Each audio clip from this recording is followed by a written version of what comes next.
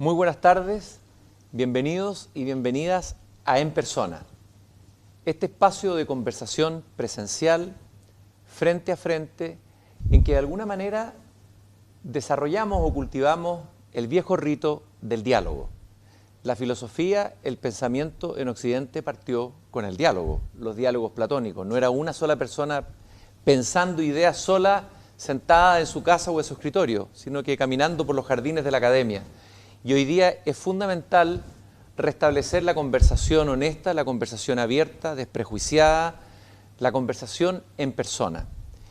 Y quiero agradecer a nuestro invitado de hoy, quien probablemente ha tenido un día muy agitado y que se ha dado el tiempo de venir a conversar aquí en persona, el ministro de Salud, Enrique París. Muchas gracias, ministro, por estar aquí conmigo, dispuesto a esta conversación frente a frente. Enrique París es puertomontino. Gracias, Cristian, por invitarme, más bien, porque a mí me da la oportunidad también de dialogar, como dices tú, y ellos paseaban por el Ágora. ¿Pasean por el Ágora? En Atenas. Sí, claro. Muchas gracias por la invitación.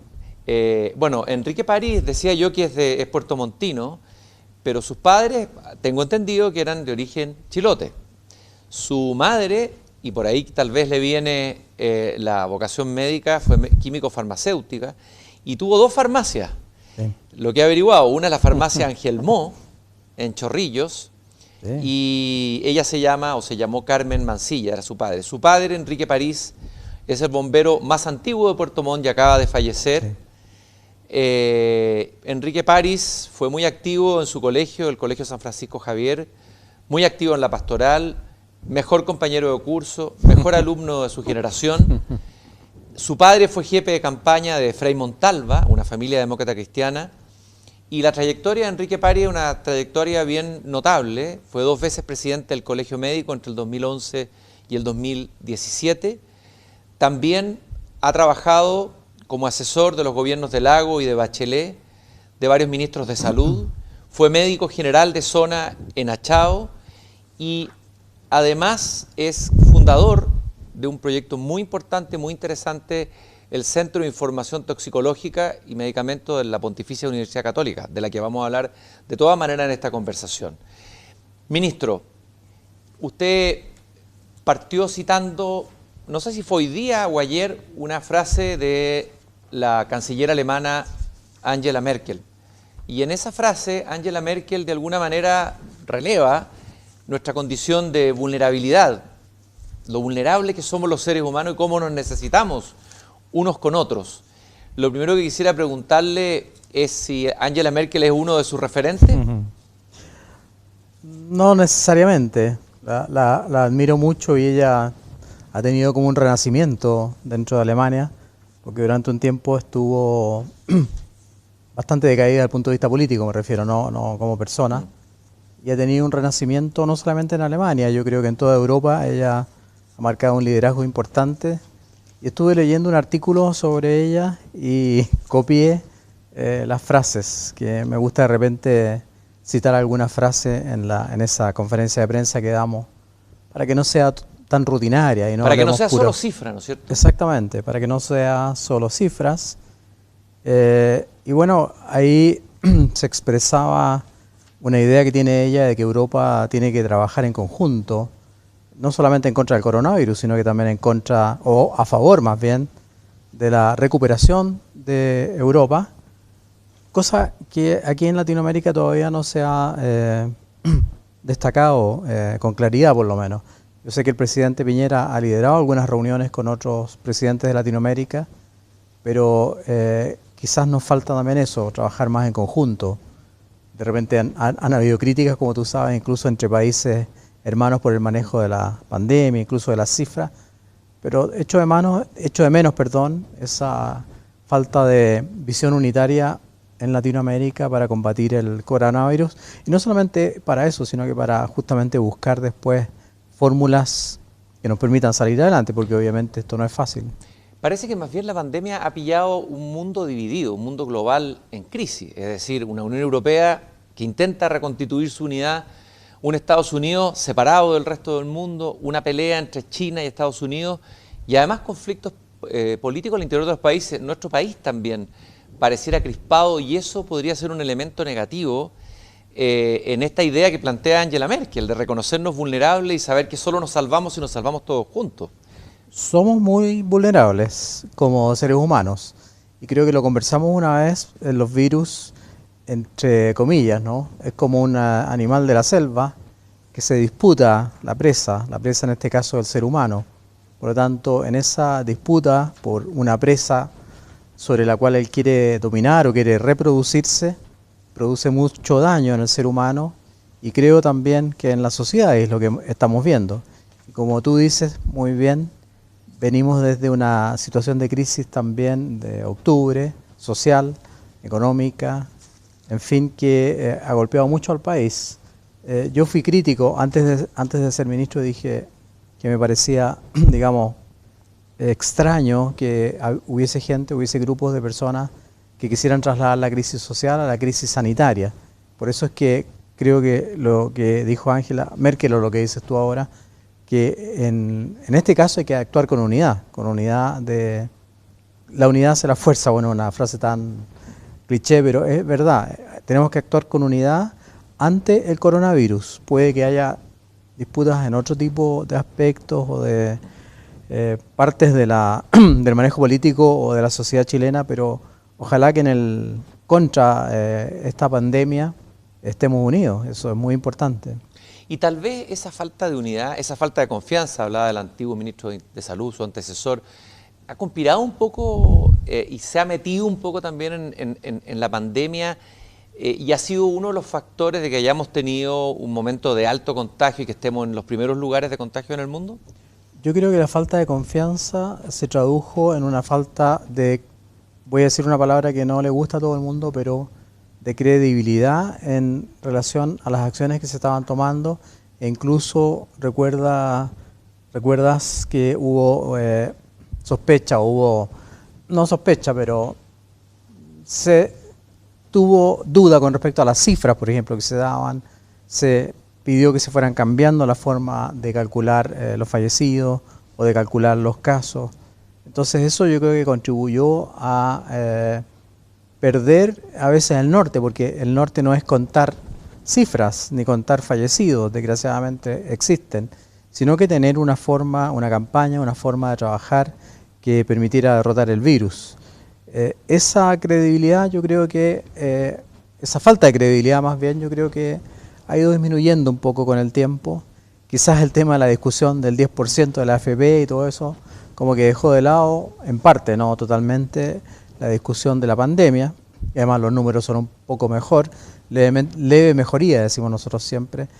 Por lo tanto, al parecer, esa falta de credibilidad con respecto a la pandemia ha ido disminuyendo, pero obviamente que afectó mucho y afecta todavía, yo creo, al país. Como yo no vi la entrevista que le hiciste a Ricardo Lagos, pero yo lo admiro mucho a él, y él siempre dice o decía: en Chile las instituciones funcionan, y cuando no funcionan las instituciones o cuando no se respeta el funcionamiento institucional, por ejemplo el Ministerio de Salud, obviamente que puede venir el caos. Y, en el Ministerio yo he encontrado gente maravillosa, por ejemplo el DEIS, que lo he destacado mucho, el Departamento de Estadísticas, ha hecho un trabajo maravilloso, gigantesco, y nos ha permitido justamente transparentar las cifras. Ahora, lo que dices tú, que tenemos cifras muy altas, es verdad, pero ayer o hoy día me parece, salió un artículo muy interesante donde compara el exceso de muerte, que se llama, y Chile sale destacado como el quinto país del mundo que mejor transmite sus cifras. El mejor país, el quinto mejor país del mundo que tiene una estadística confiable y que transmite sus cifras con realidad, con verdad. Y esta crítica que se le hacía a la gestión anterior del ministro Mañalich, la falta de transparencia, que no eran transparentes la información, eran críticas bastante fuertes que se escuchaban incluso desde el Colegio Médico. Entonces, ¿no eran críticas válidas? No, yo me he encontrado con una fortaleza gigantesca dentro del Ministerio de Salud, desde el punto de vista del manejo estadístico. Me he encontrado con gente muy valiosa que lleva trabajando años ahí.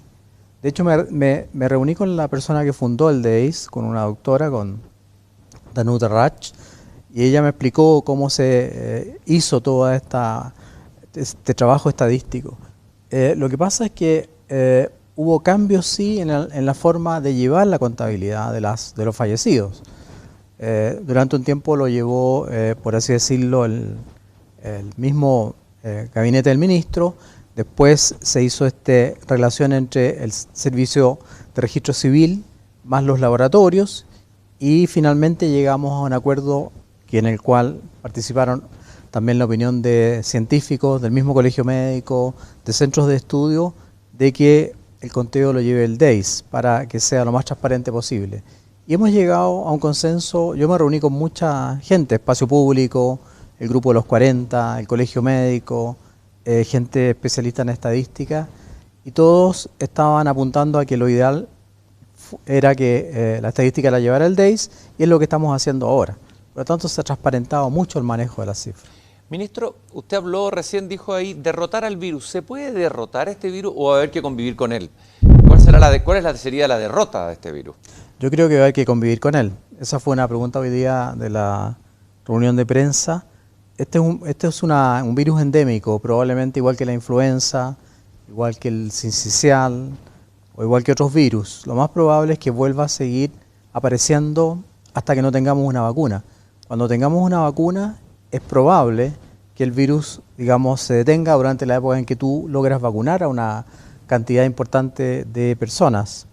Las estadísticas que lleva el ISP, Instituto de Salud Pública, que son maravillosas también, y que muestran las gráficas de los virus de todos los años, muestra que todos los años tenemos influenza, tenemos sincicial respiratorio, tenemos parainfluenza, adenovirus. Ellos suben, comienzan a subir en marzo, abril, llegan a su máxima expresión en pleno invierno y después comienzan a bajar. Yo creo que con el adeno, pero para algunos de esos hay vacuna, por ejemplo para la influenza.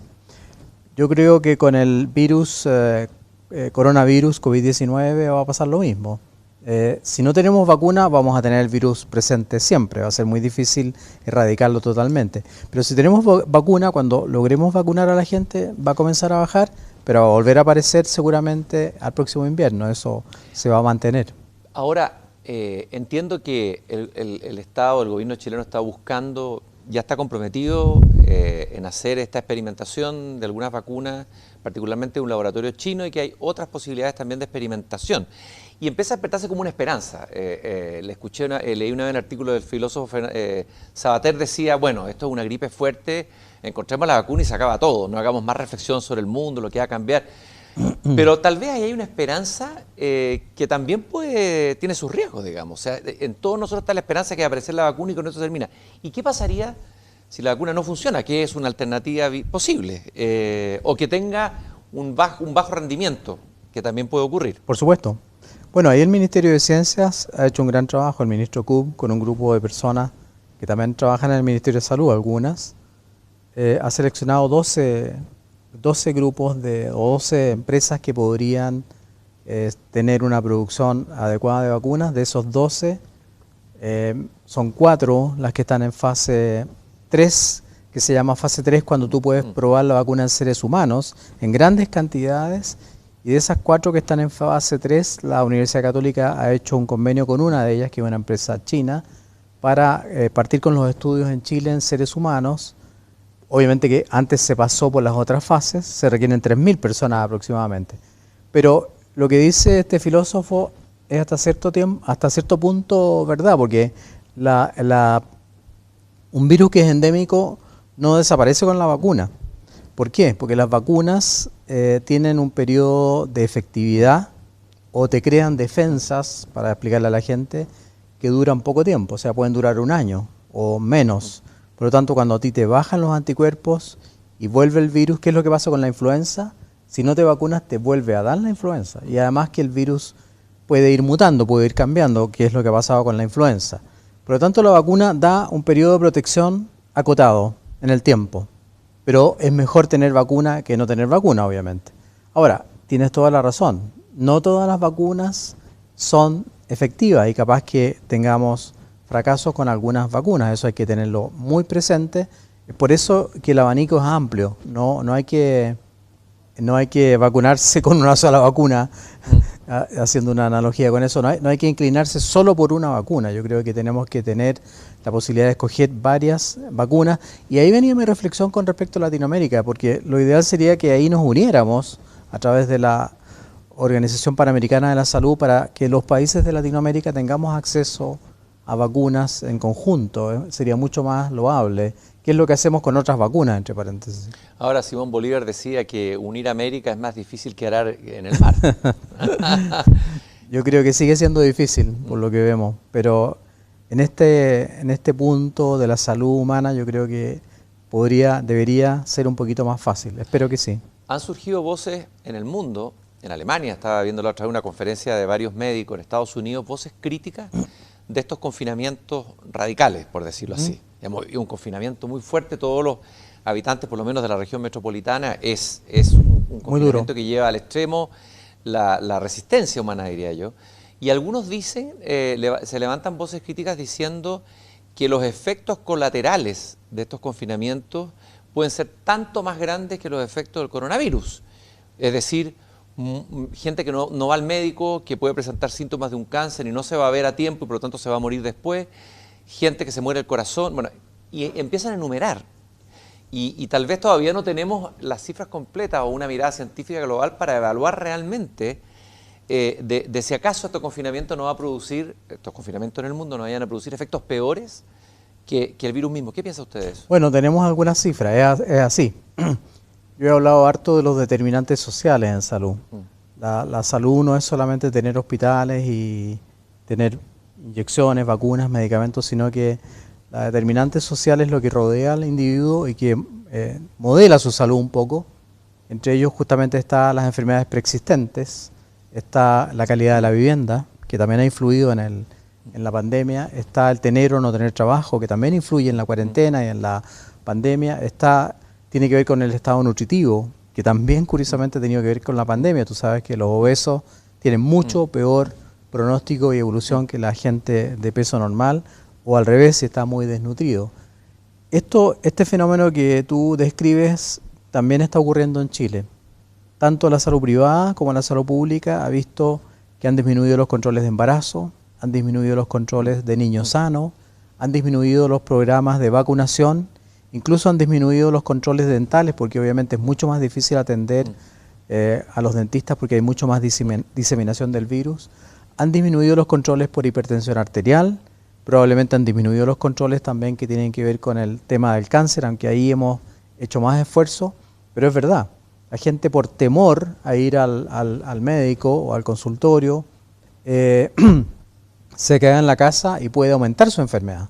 Nosotros hemos insistido en que ojalá vayan, porque aquí lo que se hace, o lo que se ha tratado de hacer, y en todo el mundo, es lo que se llama un triage, diferenciar el paciente que va por un problema respiratorio, que debería entrar por una puerta o por un lugar dentro del consultorio, con respecto al paciente que va a un control de salud, que debería entrar por otro lugar e incluso tener salas de espera separadas, totalmente separadas. Así lo han hecho también muchos municipios han hecho eso, que han trabajado muy bien en la atención primaria, muchas clínicas privadas también lo han hecho y el Ministerio obviamente que ha dado esa dirección de que los pacientes que van a control, enfermedades crónicas también, tengan que ir por una entrada o por una sala de espera y los enfermos de la parte respiratoria ir por otra. Ojalá que eso se esté cumpliendo porque permitiría obviamente seguir con el control de los pacientes de enfermedades crónicas. Tengo entendido que usted era crítico de aplicar la cuarentena total. El 20 de marzo dijo, esta es una solución populista.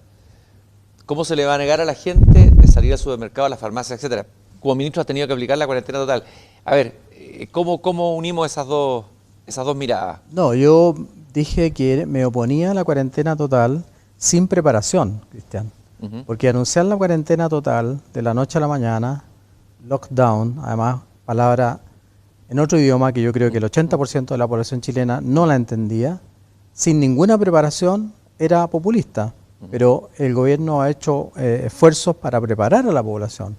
O sea, el hecho de tener leyes que hayan permitido tener ingresos extras o excepcionales, la misma canasta de alimentos, el hecho de que la cuarentena sea móvil, obviamente que es otra mirada. Si tú llegas y cierras una ciudad de la noche a la mañana, sin ninguna preparación, sin ninguna educación.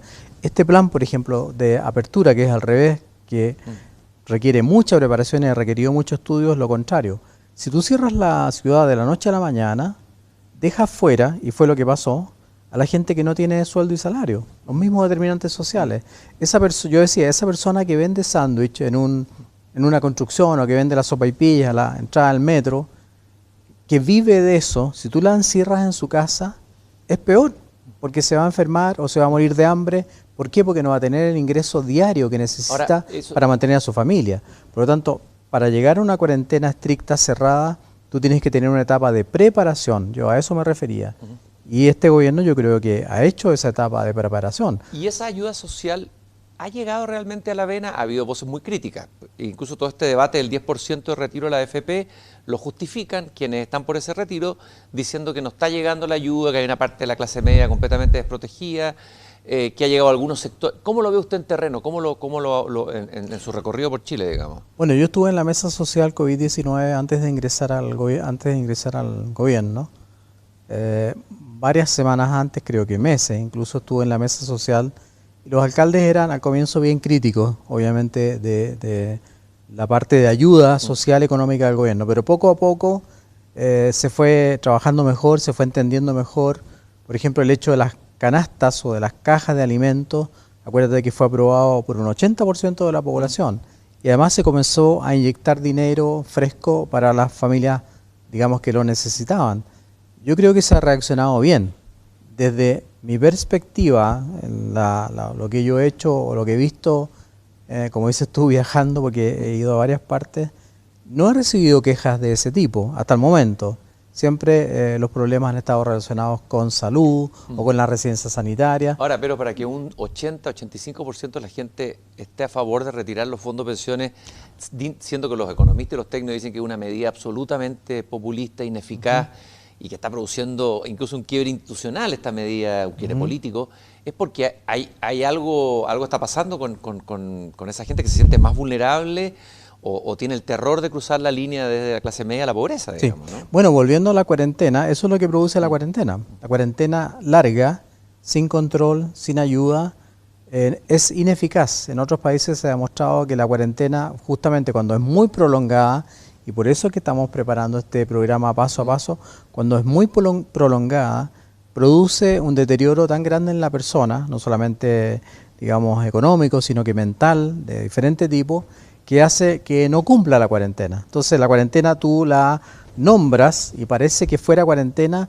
pero es ineficaz, porque la gente igual empieza a salir, empieza a tener que trabajar, empieza a tomar otras medidas para poder sobrevivir, y la cuarentena en realidad no sirve de nada, es el puro nombre. Es por eso que en algún momento, y ahí el presidente tiene razón, en algún momento tiene que empezar a haber un paso a paso progresivo para volver a retomar algunas actividades que permitan que el individuo trabaje, tenga ingresos, pueda salir o incluso pueda caminar. Como nosotros dijimos, el adulto mayor de 75 años, tú sabes que en este momento está recluido en las zonas de cuarentena. En Aysén o en los ríos ellos pueden salir a caminar porque también tienen que desarrollar su musculatura, recuperar la masa de calcio del hueso, en fin. El problema de la cuarentena prolongada es esa, que pierde efecto, empieza a perder el efecto, y eso está estudiado y está publicado, porque la gente no la respeta, si no tiene las medidas de apoyo suficientes. De hecho, la pregunta que le iba a hacer, ¿está funcionando la cuarentena de verdad en la región metropolitana? Alguien me contó que estuvo ayer en Lo Prado y que estuvo en un sector de la comuna y parecía que la ciudad fue una ciudad completamente normal, como un día normal. Mira, desgraciadamente la movilidad no ha disminuido en algunas comunas, eso es verdad, y probablemente esa persona hizo un ejercicio cualitativo, no cuantitativo, pero la movilidad, si tú comparas la movilidad de las comunas del área oriente con las del área poniente o sur, poniente o norte incluso, hay mucha movilidad, obviamente, en las comunas menos favorecidas socioeconómicamente. Y es por eso mismo que en algún momento hay que retomar alguna actividad.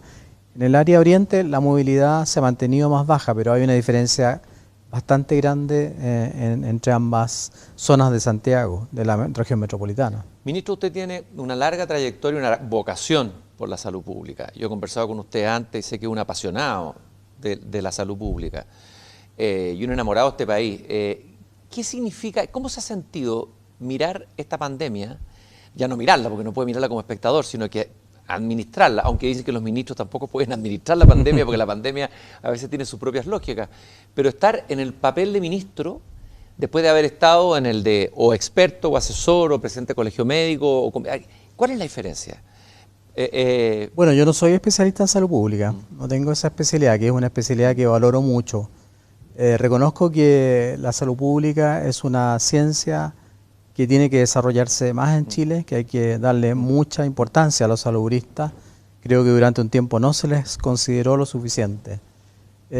Mi especialidad es pediatra y yo soy intensivista. Sí. Pero ¿cómo se siente como ministro, digamos, al enfrentar la pandemia crudamente todos los días, teniendo que tomar decisiones? Me imagino presionado por las cifras, por la responsabilidad que tiene sobre sus hombros. ¿Cómo se vive la pandemia desde siendo ministro a no siendo ministro? Otra cosa es con guitarra, dice el dicho popular. Voy a ir un poco más atrás. Cuando yo participé en el programa de Sebastián Piñera, nunca hablamos de ningún cargo. Él jamás me ofreció un cargo y yo tampoco le pedí ningún cargo. Mucha gente dijo que yo iba a ser ministro. Cuando eso no resultó, como que dijeron que... bueno, no sé si tú conoces a Mirko Macari, yo me río mucho con los videos que hace él.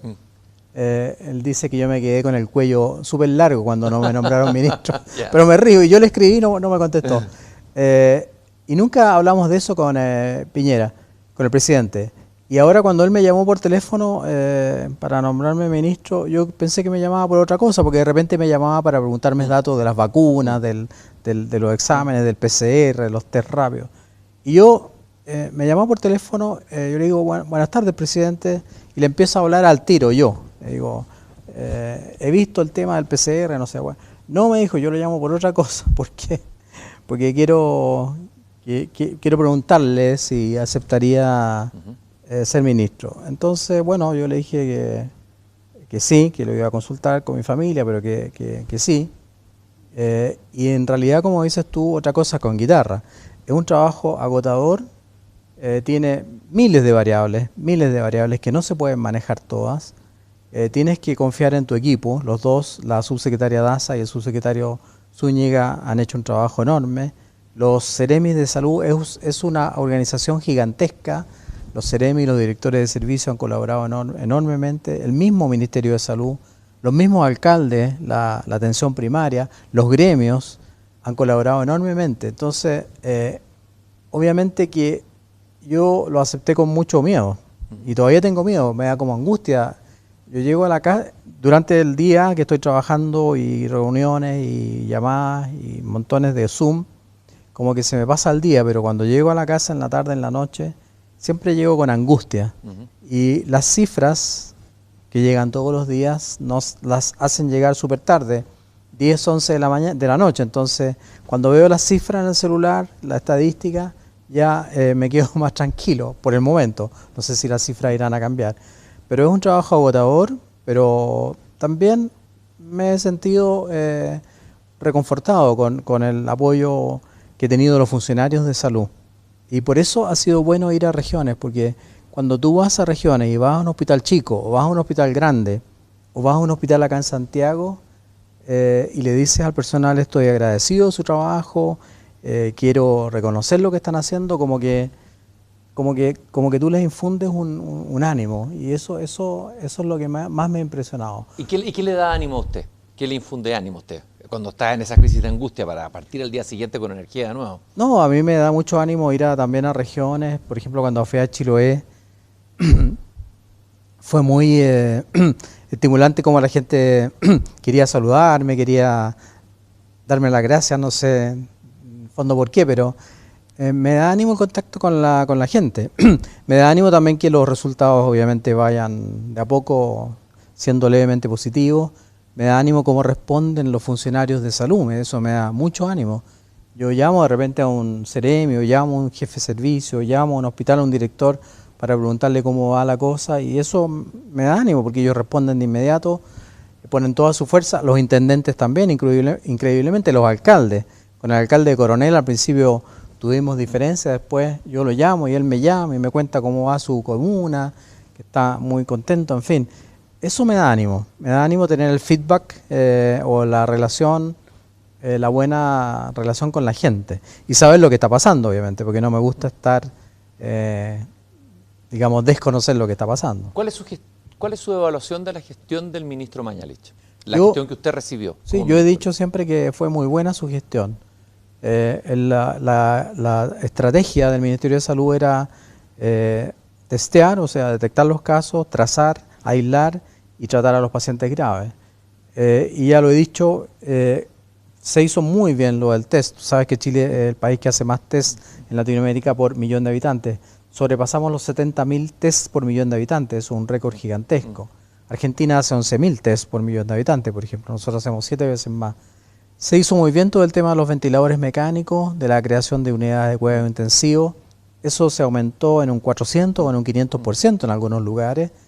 Quizás, y lo sabe el ministro Mañalich, que he hablado por teléfono con él, estuvimos más débiles en la trazabilidad y en el aislamiento. Por eso ahora hemos insistido mucho más en trazar. ¿Qué significa eso? Que tú cuando diagnosticas a una persona tienes que ubicar de inmediato todos los contactos. Nos hemos dado un plazo de 48 horas para hacer eso. Esos contactos que hay que aislarlos de inmediato porque pueden estar enfermos ya y llevarlos a la residencia sanitaria si es posible o aislarlos en su casa. Esos dos puntos los hemos reforzado, pero en general la estrategia del ministro fue muy buena, fue estupenda y los números casi como por coincidencia comenzaron a bajar como a la semana después de que yo era ministro. El presidente Piñera me hace broma con eso, porque dice, voy a cambiar de nuevo de ministro para que sigan bajando las cifras. Para que bajen y después luego ustedes de nuevo. No, porque dice que el cambio de ministro, cualquiera que haya sido, no porque sea yo, hizo bajar las cifras. Entonces dice, voy a cambiar de nuevo para que sigan bajando las cifras. Pero ¿por qué se demonizó tanto a Mañalich? ¿Por qué aparece como se le va a hacer una acusación constitucional? Hay incluso una querella criminal en curso de un alcalde. En las redes sociales se habló muy mal de su gestión, como que había sido un completo fracaso. No. ¿Eso es una caricatura? ¿Es la verdad? No es un completo fracaso, yo creo que es una no sé si llamarla caricatura, Cristian, pero no es la realidad de lo que ocurrió ni de lo que se hizo. Yo creo que en las redes sociales, y estaba leyendo hoy día un artículo en el Mercurio muy interesante, las redes sociales son redes que realmente muchas veces desde el anonimato destruyen o pueden destruir una persona sin tener, digamos, la información suficiente para juzgarla como debe juzgarse una persona. Yo creo que él lo hizo bien, con mucho sacrificio. Le tocó, los virus son así, tienen, igual como lo dije antes, y el ISP lo muestra todos los años, tienen una curva ascendente, llegan a un punto máximo y después comienzan a bajar. Y eso es lo que está ocurriendo ahora en Chile. Adicionalmente se ha hecho un esfuerzo importantísimo, como yo te decía, en trazabilidad y aislamiento. Pero a él le tocó la peor parte quizás de la pandemia. Pero no entiendo por qué se le atacó tanto. Ahora, lo de la acusación constitucional me ha tocado a mí, de hecho, participar en 2 sesiones para defenderlo, porque nosotros tenemos las cifras, los datos, y él no ocultó ninguna cifra, no se ocultó ningún dato. Yo expliqué ya que se hizo un cambio en la metodología del conteo, pero por hacerlo más rápido, más eficiente, hacerlo diario, pero no para ocultar cifras. Eso no es así y lo niego tajantemente. ¿Cómo fue ese momento? Tiene que haber sido un momento, me imagino, muy dramático, lo vimos en la televisión, cuando se cambia el ministro y usted, tengo entendido que conversó con Mañalich. ¿Cómo fue esa conversión? ¿Cómo fue ese encuentro? Tiene que haber sido emocionalmente muy fuerte. Él había estado ahí en el cargo, yo estuve conversando con él, muy comprometido con el cargo. Era de alguna manera, quiéralo o no, una derrota a su salida. Era vista así hacia afuera, digamos. ¿Cómo fue esa conversación, ese frente a frente suyo con Mañalich en ese momento? Yo conversé mucho con Jaime Mañalich cuando él era ministro y yo era presidente del Colegio Médico. Teníamos una relación no somos amigos, pero sí, él iba a conversar conmigo al Colegio Médico, que queda a 2 cuadras del ministerio, y yo a veces iba a conversar con él al ministerio. Él me acompañó cuando yo era presidente del Colegio Médico, incluso a Hacienda, íbamos al Congreso a defender cosas que, digamos, servían para todos. Por lo tanto, la conversación con él fue muy buena. Antes de jurar como ministro, El presidente nos dejó más o menos media hora conversando en uno de los salones de la Moneda. Fue muy buena. Cuando el presidente me llamó, yo le pregunté, ¿el ministro Mañalich está de acuerdo? ¿Está informado de esto? Sí, me dijo. Y él además me propuso su nombre. Ah, le dije yo, entonces me da mucho más tranquilidad aceptarlo porque yo no quiero, digamos, pensar, como dices tú, que es una derrota para él. No, no creo eso. Y conversamos un buen rato, conversamos mucho rato, sentados ahí en un salón, con mucha franqueza. Él me traspasó varios temas del Ministerio de Salud, me dio muchas ideas, me explicó cómo funcionaba sobre todo el gabinete. Así que fue una conversación muy franca. Es que con él siempre hemos hablado francamente, ¿no? Yo no he tenido problemas de ese tipo con el ministro Mañalich, todo lo contrario. Siempre además lo alabé por su franqueza, por la forma que tiene él de comunicar lo que realmente piensa. Creo que eso es muy positivo en una persona. Ministro, si uno mira la historia de la salud pública chilena, ¿cómo vamos a mirar esta pandemia y qué efectos ya está produciendo en el sistema público de salud, en el sistema de salud en general? Porque ha habido varias epidemias, pandemias anteriores en la historia de Chile, pero también en la historia que produjeron transformaciones, que produjeron saltos. Una vez lo conversamos en un programa radio con usted, esto mismo. Y usted me daba ejemplos de cómo ciertas transformaciones cruciales, trascendentales y estructurales de la salud habían sido efectivamente a partir de pandemias dramáticas que hubo en Chile y que hemos olvidado y que también tuvieron muertos y todo. ¿De qué manera esto está cambiando o va a cambiar el sistema de salud público? Deme un contexto histórico un poco de eso. Bueno, la primera pandemia, por así decirlo, la primera epidemia grande que tuvimos fue no hace tantos años atrás, sino que justamente en Arica, cuando teníamos la malaria. Y don Juan Noé Crevani, italiano, fue traído por el gobierno de Chile a Chile, profesor de la Universidad de Chile, y fue enviado justamente a combatir la malaria. Y fue muy exitoso, hizo desaparecer la malaria en Chile. Chile fue el primer país de Latinoamérica que logró ese hecho histórico. Y ahí se reforzó mucho el sistema público, el sistema local, y se trabajó con las fuerzas sociales, como dicen ahora, incluso con las fuerzas, no se llamaban carabineros en esa época, pero se trabajó con ellos también. Después vino un salto grande, por lo que yo recuerdo, ¿no? El tema del sarampión, el tema del cólera. Jorge Jiménez de la Jara hizo una enorme labor con el tema del cólera. Después vino el H1N1, cuando el ministro Erazo era el ministro de Salud. Y también ahí se hizo un enorme trabajo. ¿Qué es lo que he visto yo en esta pandemia? Que como se hizo una sola unión entre el sistema público y el privado, que hemos llamado sistema de salud integrado, eso ha creado un cambio paradigmático, diría yo, en el sentido de que ambos sistemas pueden trabajar en conjunto. Y puede haber un trabajo conjunto y un intercambio de pacientes y de tecnología y de personal entre ambos sistemas. ¿Por qué me refiero a eso? Porque yo creo que tenemos que avanzar en eso, en la reforma. Esta pandemia nos está enseñando que podemos hacer una reforma profunda al sistema público y al sistema privado de salud, al seguro público que es el FONASA, seguro privado que son las ISAPRES, al sistema público y al sistema privado de salud de Chile y llevarlo a un sistema más, no quiero decir justo para no herir a nadie, pero que sea, que empareje la cancha, que todos los habitantes tengan la posibilidad de ser atendidos en un mismo nivel de atención, que haya al principio un fondo común entre las ISAPRES, que puedan intercambiarse los pacientes entre ISAPRE y ISAPRE, que no hayan, digamos, preexistencias, para después mejorar el FONASA y que también haya un intercambio entre FONASA y ISAPRE. Es decir, lo que ha logrado esta pandemia en Chile es demostrar que puede haber un sistema integrado, público-privado de salud y que funciona a la perfección. Porque ¿Y eso significa que va a haber un antes y un después en la salud? Yo creo que en la salud y en la educación, después de la pandemia, va a haber un antes y un después. Porque también en el sistema de salud, bueno, estamos potenciando nuevamente la telemedicina, así como en educación, la teleeducación, por llamarlo de una manera, también se ha potenciado enormemente. Yo creo que va a haber un cambio enorme en el sistema de salud, porque se logró demostrar que puede haber una integración público-privada que ha funcionado perfecta, con traspaso de pacientes, y en este caso las clínicas están recibiendo el mismo pago por paciente, por día cama paciente, por enfermedad coronavirus que los hospitales públicos. Y hasta el momento, a Dios gracias, han podido, digamos, mantenerse bien, a pesar de que obviamente hay que hacer algunas correcciones, pero eso ha sido una demostración evidente de que puede haber una integración. Si algo ha mostrado esta crisis, esto que estalló en el Parlamento, esta debacle, han llamado algunos, entre el gobierno y la oposición, esta confrontación sobre la AFP y el retiro, es que tal vez no se hizo la reforma del previsional a tiempo. Debieron haberse adelantado y le faltó a los líderes políticos, a los presidentes, a los conductores del país, tomar esto antes que estallara, y ya estalló, ¿no? Y hoy día estamos en un rumbo de incertidumbre, incierto, no sabe a dónde va, bueno, y en vez de haber unión hay pura división.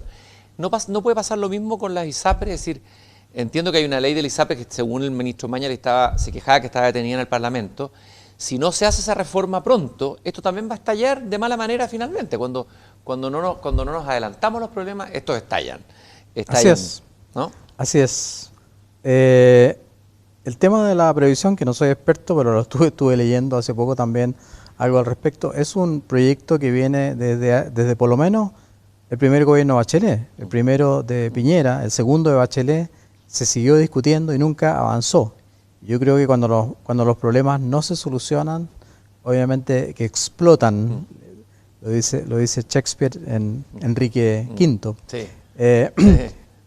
Con las ISAPRES y con el FONASA pasa lo mismo, va a pasar lo mismo. También hay montones de comisiones que han pasado durante varios gobiernos, por lo tanto tenemos que avanzar. En este momento no está detenido el proyecto, Cristian, porque hemos formado grupos de trabajo y en ese sentido reconozco enormemente el trabajo que han hecho varios senadores de oposición y senadores de gobierno también, que están en la Comisión de Salud. He conversado con la Comisión de Salud de la Cámara de Diputados, con la Comisión de Salud del Senado y hemos formado comisiones prelegislativas para avanzar rápidamente en ambos proyectos. Yo creo que no podemos detenernos. Y no solamente en eso, en la ley de fármacos también, ese es otro queja que ha habido siempre, el valor de los medicamentos, y en el seguro catastrófico, que también es un elemento muy importante para justamente la clase media. Entonces, tranquilamente, subterráneamente hemos estado avanzando en eso. Nos hemos dado el plazo de un mes para avanzar en esas 4 leyes: FONASA, ISAPRES, seguro catastrófico y fármacos, con la colaboración de la oposición, con la colaboración muy generosa de la oposición. La ley del cáncer también. Ahí la senadora Goich nos ha ayudado, pero muchísimo, en la ley del cáncer. Y creo que vamos a poder avanzar porque yo les he dicho, si no puede ser puro coronavirus, el Ministerio de Salud tiene que seguir trabajando en los otros aspectos. Quiero también retomar todo el tema de la salud bucal, que estaba totalmente abandonada. ¿Por qué? Porque la gente no consulta, no ha consultado. Hay mucha lista de espera en problemas dentales. Ahí voy a reforzar mucho el tema dental. Quiero tener una dirección nacional de odontología que no existe todavía, justamente para avanzar en ese tema. Y quiero además crear un departamento de derechos humanos dentro del Ministerio de Salud. Porque con el tema de las cárceles, con el tema, por ejemplo, de Celestino Córdoba, con otros temas que hemos tenido, lo que pasó hace años atrás en un hospital en Concepción, con una persona privada de libertad que fue a tener el parto, creo que dentro del Ministerio de Salud también tiene que haber una visión más directa con respecto a los derechos humanos en salud. Con los niños hemos sacado protocolos para los niños con necesidades especiales, en fin, creo que quiero darle esa mirada. Usted citó en una de sus conferencias esta idea de poner un poco más de contenido y no solo cifras, es decir, un poquito de pensar meditativo y no solo pensar calculante, porque las cifras que suben, los fallecidos, que bajan, se transforma casi en una especie de deporte numérico, ¿no? Y frío muchas veces. En todo el mundo. Sí, en todo el mundo, no solamente acá. Usted citó a un filósofo español, bueno, usted lo nacionalizó chileno, pero eso fue un lapsus, nomás no importa, porque él trabaja en Chile, en la Universidad Católica. En la Universidad Católica, Francisco de Lara. Sí, le pregunté al rector Sánchez después porque me entró la duda. Claro, él es español, pero está contratado aquí en Chile. Y él dice que esta crisis ha movido la barrera de lo posible para bien. Sí. Muchos dicen que esta crisis no va a cambiar al ser humano, no va a cambiar los sistemas, no va a cambiar el capitalismo, pero hay otros que dicen que sí, que va a producir cambios.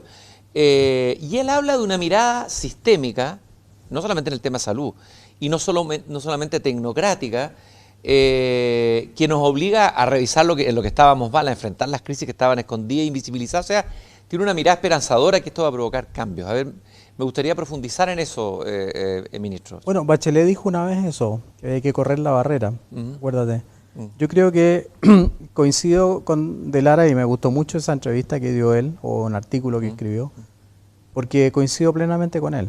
Yo creo que aquí se ha demostrado, y lo dije hace un poco rato atrás, que las barreras se pueden, o se corrieron ya, se pueden correr. Todas estas leyes que significan mayor aporte a la clase media o a la clase más necesitada, la integración del sistema público y privado en salud, la cooperación de las Fuerzas Armadas con respecto, por ejemplo, al traslado de los pacientes, yo también lo encuentro fantástico. El hecho que incluso los hospitales universitarios, los hospitales de las Fuerzas Armadas y Carabineros se hayan sumado a esta cruzada. Siempre había esa crítica, que como que esos hospitales estaban cerrados al público en general.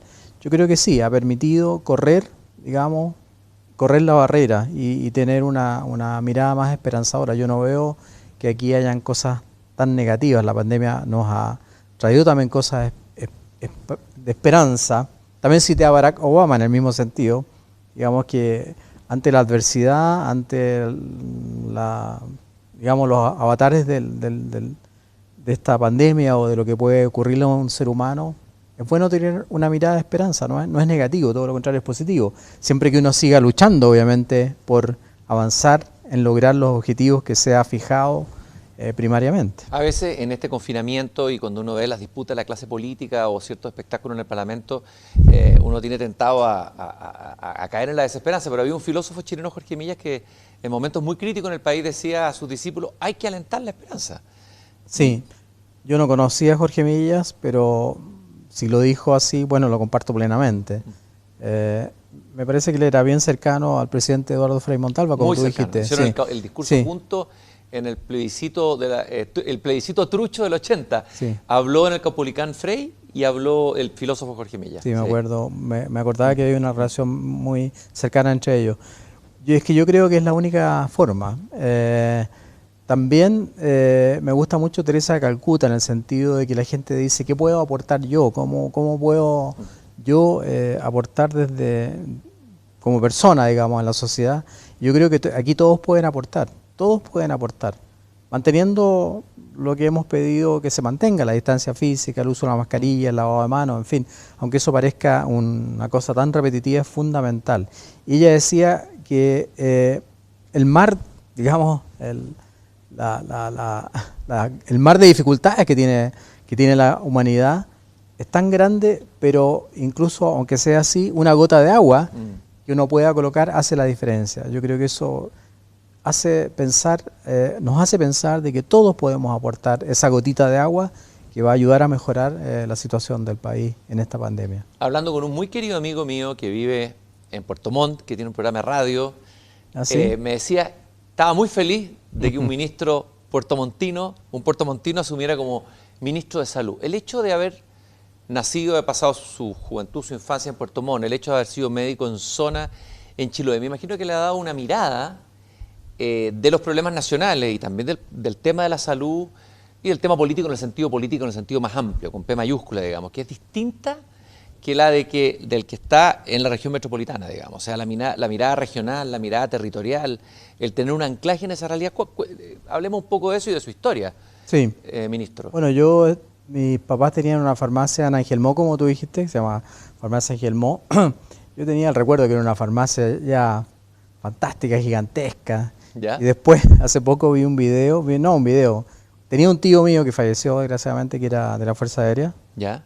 Que en esa época tenía una cámara, una Super 8, y que filmó muchas películas. Y su hijo, el Carlos, después las remasterizó, las cambió, las transformó en video. Y un día nos regaló un disco, y yo vi la farmacia, claro, era una farmacia, pero tenía una puerta de madera, batiente, de vidrio, claro. Nada que ver, pero bueno. La memoria siempre idealiza, transforma la infancia. Yo me crié ahí, o sea, mis papás tenían la farmacia en una esquina y nosotros vivíamos en la otra esquina, un poquito más arriba de Chorrillo. Así que yo pasaba metido en la farmacia. Y cuando quise estudiar, entré a Química y Farmacia, hice biología un año, pero también entré a Química y Farmacia y Medicina. y estaba bien problemado. Entonces llamé a mi papá y mi mamá, le dije, ¿me puedo cambiar a medicina? Porque prefiero medicina a química y farmacia, porque ya había pagado la matrícula, entonces estaba problemado por eso en realidad. Me dijeron, sí, cámbiate nomás. Y cuando terminé medicina, yo siempre dije, quiero ser general de zona, médico general de zona, no me imaginaba otra cosa. Me pude haber ido al norte, a María Elena, porque tenía un tío allá que quería que me fuera para allá, pero no, me decidí ir a Chiloé. Pensando en mis abuelos eran de Chiloé, mi padre nació en Ancú, mis abuelos eran de la isla de Aldachildo, de Tenaún, no de Tenaún, perdón, no, se me olvidó, de la isla de Lemuy, perdón. De Lemuy. De Lemuy, Aldachildo es el pueblo, y mi abuelo se trasladó con su familia en lancha a vela a Puerto Montt, compró un terreno en Puerto Montt y se fueron a vivir ahí cuando mi mamá era pequeña, y por eso es que tengo esa ligazón tan grande con Chiloé. Mi papá nació en Ancú. Entonces dije, no, me quiero ir a Chiloé. Así que me fui al hospital de Achao. En esa época el camino era de tierra. En esa época había un solo ferry, que era uno grandote que pasaba. Y estuve 4 años allá en Achao. ¿Y cómo lo marcó esa experiencia? Me marcó muy fuerte. Su mirada de la salud y de la medicina. Me marcó muy fuertemente porque me tocó ver morir niños. En esa época los niños morían todavía. Morían, fíjate, de diarrea, de deshidratación, cosa que hoy día prácticamente es casi imposible. Me tocó desgraciadamente ver morir también una puérpera, o sea, una señora que había tenido la guaguita y murió. Las muertes maternas en Chile son rarísimas actualmente. Entonces me marcó mucho, pero sobre todo me marcó la pediatría. Y cuando volví a Santiago, a Chile iba a decir, porque claro, es casi volver a Chile, me decidí por estudiar pediatría en el Hospital Luis Calvo Maquena. Porque creo que me di cuenta, curiosamente, de que sabía re poca pediatría. Había estudiado medicina y todo eso, pero la pediatría es toda una ciencia, es todo un abanico de cosas gigantescas y hay que conocerla muy bien para poder tratar bien a los niños. Entonces me di cuenta de eso y quise volver. Pero allá hice muchas cosas, manejaba la ambulancia, andaba a caballo, andaba en lancha, me subía al cirujano Videla, digamos, casi todos los meses. Me gustaba mucho hacer la ronda. Íbamos a todas las islas del archipiélago de Quinchao, frente a la isla de Quinchao. Andaba en una lancha chica también, que se llamaba Amelia. Se llamaba Amelia y yo le puse Amelia porque fue la primera matrona que tuvo el hospital de Achao. Sí. Qué bonito. Era una lancha chiquitita con un motor fuera de borda. Construí muchas postas, hice una huerta. Se me ocurrió criar chanchos en el hospital y me pasaron una multa porque obviamente en el hospital no podían haber chanchos. Hice una bodega para secar la ropa porque allá era re difícil secar la ropa. Creé un club de alcohólicos porque me daba cuenta que había mucha gente que estaba con ese problema. En realidad lo pasé bien en Chiloé, lo pasé muy bien. Y ahí hay una riqueza profunda, hay un Chile profundo que tiene una tremenda riqueza y uno siente que el país, con la concentración excesiva en Santiago, la centralización, ha perdido la posibilidad de desarrollar esa riqueza. Hay un capital humano enorme, hay un capital cultural, enorme. El sentido de lo comunitario. En Chiloé pienso en muchos elementos, imagino la cultura chilota que usted conoce mejor que yo.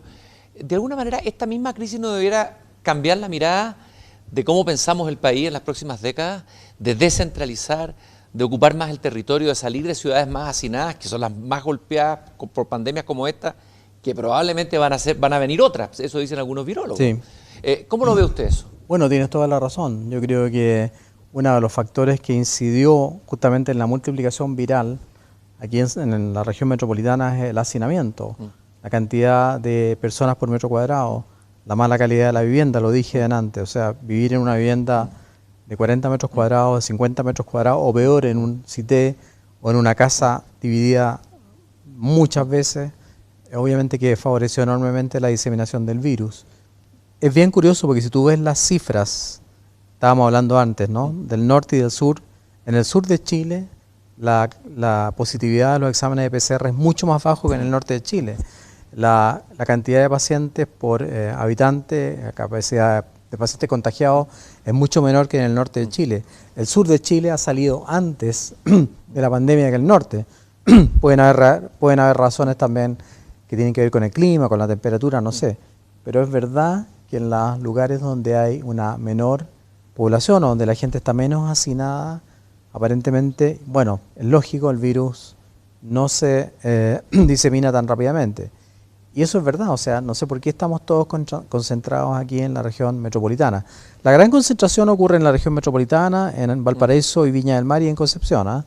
Por lo tanto, hay que descentralizar, eso es muy, muy importante. Y probablemente van a cambiar las ciudades. Ojalá que La manera de cambien. entender las ciudades. Los arquitectos han dicho eso, varios arquitectos, Y urbanistas, sí. también los urbanistas también han dicho eso, que esto tiene que obligar a tener una mirada diferente con respecto a la ciudad y a la vivienda también. Yo creo que es muy importante. Ministro, pero yo le hablaba como de esta riqueza del Chile profundo, esta riqueza de Chiloé, la riqueza regional, la riqueza de lo que está anclado en la tierra. Gabriela Mistral decía en el principio era la tierra. No el logo, no la razón, la tierra. El hecho de que usted venga de Puerto Montt, me imagino que le dio una mirada a lo que yo le preguntaba antes sobre la medicina que es distinta. ¿Cuál es esa mirada? ¿O podría ser esa mirada? Bueno, yo creo que yo no solamente vivía en Puerto Montt, íbamos mucho a la isla de Tenglo o al canal de Tenglo. Creo que capté mucho de ahí mi relación con la tierra, como dices tú, con Chiloé también profundo. Siempre íbamos a Chiloé.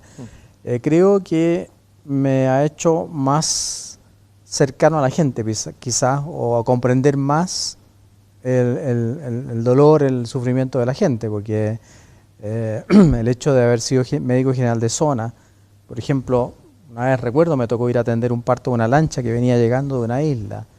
Me tocó ir a las casas de la gente y conocer realmente la pobreza, la falta de calefacción, la falta de buenas lugares donde vivir o tener su guagüita, en fin. Creo que eso me dio una mirada diferente, sin ser salubrista, me da la posibilidad de entender un poco más el dolor de la gente más necesitada. Creo que mi formación en el colegio jesuita también, porque yo iba a hacer misiones. De hecho, iba a hacer misiones a Chiloé justamente, al sur de Quillón, a la isla de Coldita. Íbamos muy seguido ahí casi todos los años. Entonces, creo que eso me permitió conocer el Chile, como dices tú, el Chile profundo. Con la Universidad Mayor, que la reconozco como hizo un gran aporte en los últimos 2 años que estuve ahí también. Me permitió ir a la zona de la Araucanía, por ejemplo, a hacer operativos médicos, donde conocí realmente las dificultades que tiene la gente para acceder a la salud, no solamente a la salud, a la educación, a las telecomunicaciones, en fin. Tal vez ha habido algunas críticas que se escuchan hoy día, es que ha habido en Chile una élite intelectual, una élite profesional, una élite política desvinculada de la realidad de la gente. ¿Qué piensa usted de esa afirmación? Desgraciadamente la comparto. A lo mejor no toda la élite, pero una parte importante de la élite sí ha estado, o estuvo, yo creo que ahora está aterrizando, estuvo desvinculada de la realidad del Chile profundo. O sea, algunos conocen Chile por las vacaciones, por los viajes, pero no han podido convivir. Fíjate que me marcó mucho a mí también, y por eso tengo una gran admiración por el pueblo mapuche, y me preocupaba mucho del Celestino Córdoba, cuando fuimos a colocar la primera piedra del hospital, que no era ministro, yo era presidente del colegio médico.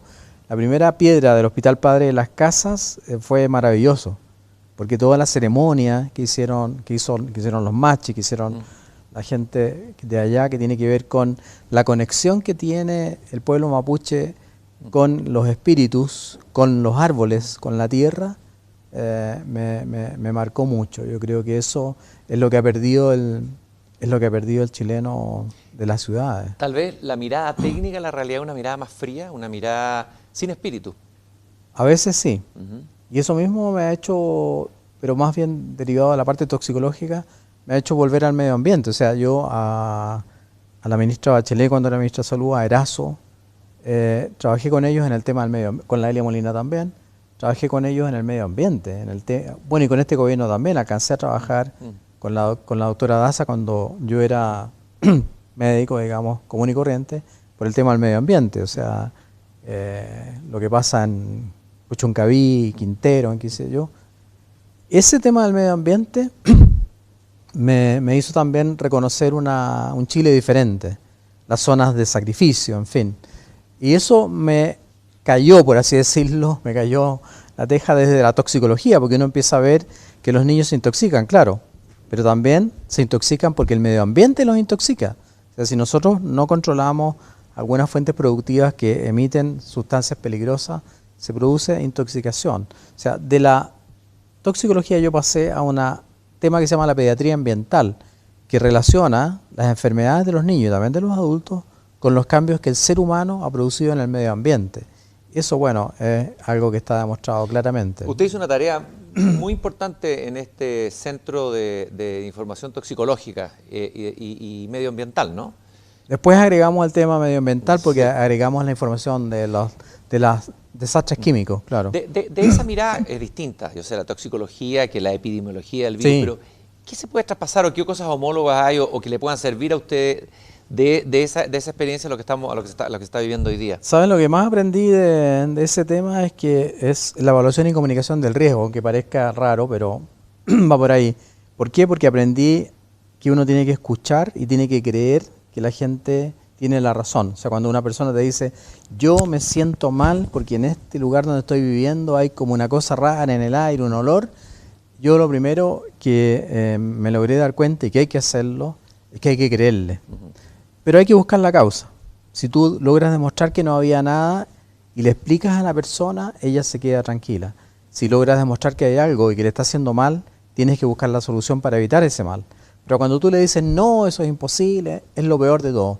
Y eso es lo que pasa a veces en medicina. Y eso es lo que primero nos enseñaron a nosotros como alumnos en medicina. En medicina la anamnesis, que viene de amnesis, amnesia, anam, traer a la memoria lo que está olvidado, lo que está perdido, es lo fundamental. La anamnesis significa que tú hablas con el paciente, mucho rato ojalá, lo interrogas, incluso desde que nació, le preguntas todo lo que le está pasando y en base a eso haces el diagnóstico. Para hacer ese ejercicio, bueno, tú tienes que tener algunos conocimientos, pero ese ejercicio es el que te permite contactarte con el paciente, saber lo que le pasa. Y muchas veces ahí, con la anamnesis, uno puede hacer casi el 70 o 75% del diagnóstico si haces una buena conversación. Volvemos a lo que tú decías del diálogo. Si tú tienes un buen diálogo con el paciente, si acoges al paciente, si lo escuchas.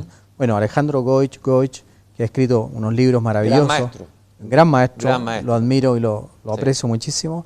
Justamente habla mucho de eso, de la relación médico-paciente. Después viene el examen físico que complementa la anamnesis. Pero había una crítica y está en el aire, no solamente en Chile, en el mundo, hacia médicos que se han vuelto, que no escuchan. La gente no se siente escuchada. Yo he escuchado gente mayor, a mi misma madre me dijo una vez, uy, por fin este médico me escuchó, un médico al que la llevamos después de varios exámenes. Es el único médico que me ha escuchado.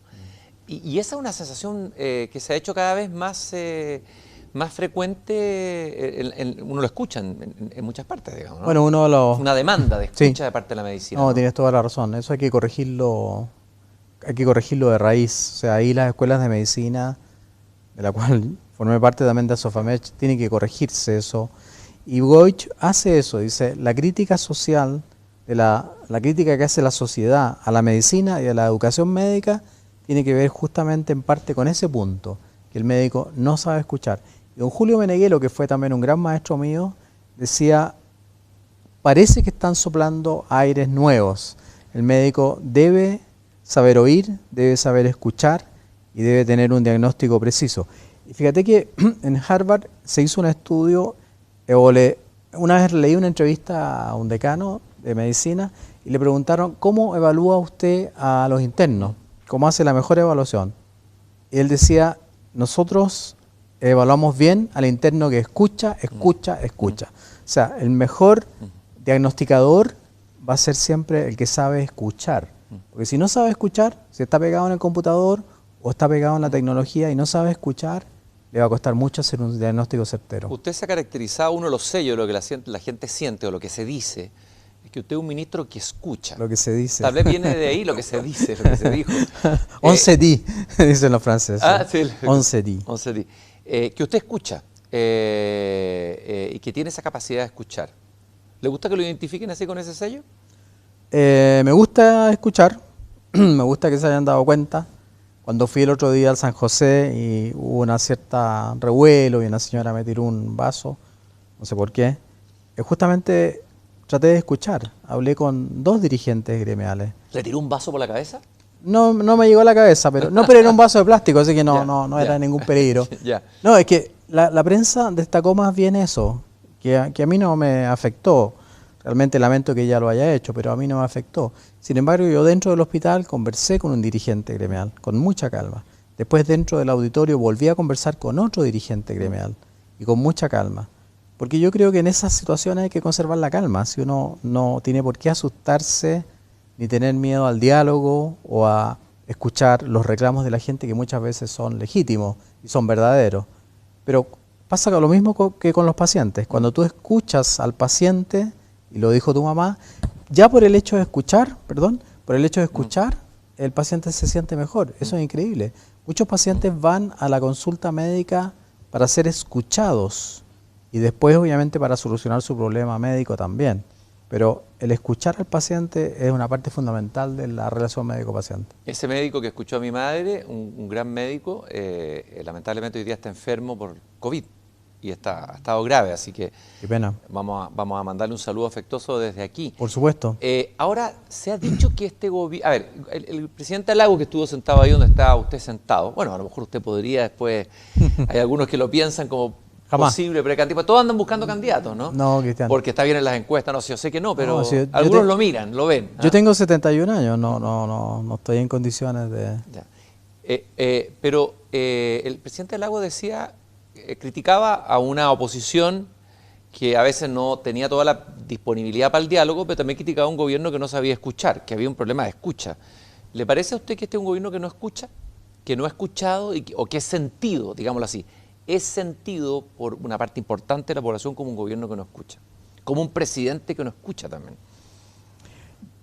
Con respecto al presidente no puedo decir eso, porque por lo menos en las reuniones que yo he tenido con él, escucha todas las opiniones, escucha, piensa, rebate también algunas opiniones, pero él escucha muchísimo, muchísimo. No es verdad que él tome las decisiones solo, jamás lo he visto tomar una decisión solo. Tiene un humor increíblemente bueno, tiene muy buen humor, aunque no, la gente piensa que no. Yo creo que él escucha. No sé si todo el gobierno en su... ¿Y por qué entonces este rechazo tan masivo a la figura del presidente? No lo entiendo bien y lo lamento mucho, porque yo he encontrado en él una persona muy valiosa, que sabe escuchar. Como te decía, tiene muy buen humor, además. Conversamos mucho, porque nos reunimos, gracias a que soy ministro de Salud y estamos en plena pandemia, nos reunimos todas las mañanas con él, todas las mañanas. Prácticamente desde 8 de la mañana a 10 de la mañana conversamos largamente, analizamos las cifras una por una, todas las regiones, todo. Él hace su típico trabajo de subrayar todo con lápiz rojo, lápiz negro, y después, digamos, tomamos las decisiones. Lamentablemente sí, a lo mejor las encuestas no lo favorecen, pero yo me he llevado, digamos, no diría sorpresa, pero a lo mejor sorpresa sí, porque lo que uno ve desde fuera es diferente, de que es una persona absolutamente dialogante, absolutamente conversadora, con un humor increíblemente bueno y que nos escucha a todos los que nos pide la opinión. Usted, su padre participó en la campaña de Frei Montalva, padre. Sí. O sea, hay un origen como demócrata cristiano por ahí, o un aire demócrata cristiano. Toda mi Usted familia. ha sido más bien técnico que político en general en su trayectoria, y más bien separa la política de la técnica muchas veces en varias decisiones y momentos de su carrera. Podríamos después recordar esos momentos, pero ¿de dónde viene usted ideológicamente? Siempre se busca encasillar en Chile, pero Sí. la curiosidad de saber cuáles son sus referentes políticos. ¿Políticamente tiene alguna opción o es un independiente, un apolítico? Hablemos un poco de eso. No, en este momento me considero un independiente. No solamente mi padre, mis tías, todas mis tías Maldonado, Boguiano, mi tío Carlos, que era médico, era muy cercano a Cruzcoque. Mis tías eran todas demócratas cristianas, una de ellas fue candidata a un cargo de elección popular en Puerto Montt. Mi papá, como dices tú, siendo independiente, sí, él no era demócrata cristiano, fue uno de los jefes de la campaña de don Eduardo Frei, creo que estuvo hasta en mi casa. vivíamos en un barrio donde había mucho demócrata cristiano. Por ejemplo, mi mamá era muy amiga de la mamá del dueño del Café Torre. El mítico Café Torre. Sí, Claro. sí, del dueño actual, que es de Puerto Montt. Pero yo no entré nunca a ningún partido político, no pertenezco ni pertenecí nunca a ningún partido político. Me mantengo independiente, no fue necesario para mí ingresar a un partido político. Y creo que ya no lo voy a hacer tampoco a estas alturas de mi Pero vida. ¿qué es lo que es liberal, socialdemócrata, social cristiano? ¿Qué es lo que es? Porque uno puede ser independiente de los partidos, pero tiene que tener algún... Bueno, yo tengo una formación basada más bien en la iglesia cristiana, en los jesuitas, que dentro de la iglesia eran los más liberales, por así decirlo. Lo más progresista. Los más progresistas. Tengo una mirada, yo diría, social cristiana, bastante marcada por ellos, por mi familia. Pero estoy abierto al diálogo, no soy enemigo de los marxistas ni enemigo de nadie. También he leído bastante, he leído mucho a algunas cosas liberales, también me gustan, pero es difícil encasillarme, no quisiera encasillarme. Ahí hay un tema importante y es que si uno, por ejemplo, esto me lo contaba un amigo médico. Isaías Berlin me gusta mucho, Isaías a pesar de que es bien liberal. Es un liberal extraordinario. Es un liberal extraordinario, un gran pensador. ¿Qué es lo que le gusta de Isaac Berlin? Bueno, yo lo conocí gracias a Vargas Llosa, porque Vargas Llosa escribió un libro donde escribió la llamada de la tribu. Claro. Que es buenísimo. Exactamente. Donde escribió todas las fuentes que lo hicieron cambiar a él y convertirse en un liberal. Sí. Entonces dije, voy a leer más de Isaías Berlin. Sí. Así que me compré la biografía de él, después compré otro libro más de él, y realmente quedé sorprendido con su vida, porque él nació en Rusia, siendo joven se fue a Inglaterra, en Inglaterra llegó a ser profesor, digamos, un gran profesor, además fue como cuasi embajador de Inglaterra en Estados Unidos, digamos, conversaba mucho con Winston Churchill, entonces me entusiasmé mucho con él y hay muchas ideas de él que me sorprendieron. Sin embargo, él era antimarxista y anticomunista, digamos, por su experiencia. Claro, por su experiencia familiar. Del totalitarismo, exactamente. etcétera, ¿no? O sea, tengo esa mezcla de cosas, pero no pertenezco a ningún partido político. Yo creo, por ahí me han criticado, yo creo en la integración público-privada, creo en la colaboración público-privada, creo que las ISAPRES, por ejemplo, no pueden desaparecer de la noche a la mañana, hay que perfeccionarlas, pero también hay que mejorar el tema del seguro público, que es el FONASA. O sea, tengo una mirada entre social cristiana y liberal quizás, pero tengo un profundo respeto por los derechos humanos, por las diversidades también, profundo respeto, por los pueblos originarios. De hecho, siendo presidente del Colegio Médico, creé el Departamento de Pueblos Originarios, se llama Las Primeras Naciones, le pusimos. No solamente pensando en los mapuches, pensando en los aymaras, pensando en los alacalufe, en los tehuelches, en los pehuenches, en fin. Tengo una gran admiración por la medicina mapuche también, que es muy importante. Porque la medicina mapuche, ¿cuántos podemos recuperar de esa medicina? ¿Podríamos integrar? Yo creo que hay que recuperar las medicinas ancestrales en Chile. No solamente la mapuche, los aymaras también tienen una riqueza medicinal enorme.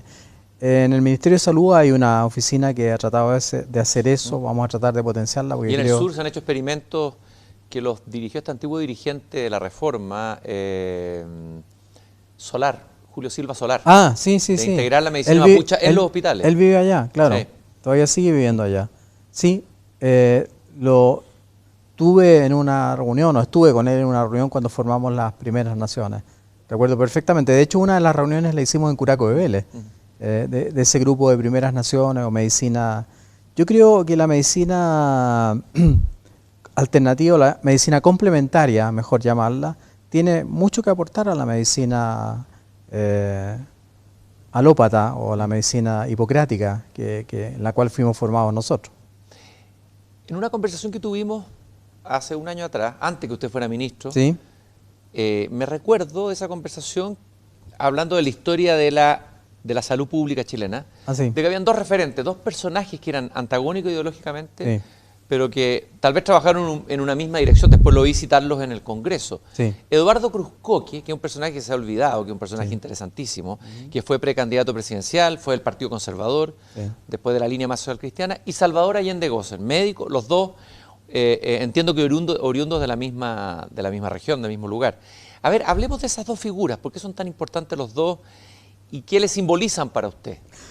Yo indirectamente conocí a Cruzcoque porque un presidente de la Cámara de Diputados me hizo llegar la biografía de Cruzcoque. Él sacó un libro muy hermoso y después descubrí además que un médico de la Católica, que fue miembro del Consejo Asesor del Papa, en este momento no recuerdo el nombre exactamente, pero a lo mejor tú te recuerdas, trabajó con Cruzcoque en el laboratorio Sanitas. Ellos fundaron un laboratorio que fue el primero que fabricó un insecticida, el Tanax. No sé si te suena el Tanax en la memoria. Tanax, sí. El clásico Tanax. Era del Instituto Sanitas y Anilinas. ¿Por qué? Porque Cruzcoque tuvo la brillantez de ser un gran investigador, de ser un innovador dentro de la Universidad de Chile, pero a su vez la parte de la investigación la aterrizó en cosas reales, o sea, en formar un laboratorio en Chile, imagínate, en esa época, y además llevaba a los mejores alumnos a trabajar al laboratorio para ayudarlos económicamente. Él, social cristiano, tuvo esta idea de que debería haber una medicina, una salud pública muy fuerte. Y curiosamente Salvador Allende pensaba lo mismo. Entonces, en esa época había muchas pequeñas instituciones que daban atención de salud, la gota de leche, no sé, para salvar a los niños, por aquí y por allá. Y ellos tuvieron la genial idea de juntar todas esas instituciones y formar lo que se llamó el año 50, la década del 50, el 52 me parece exactamente, el Servicio Nacional de Salud, el SNS.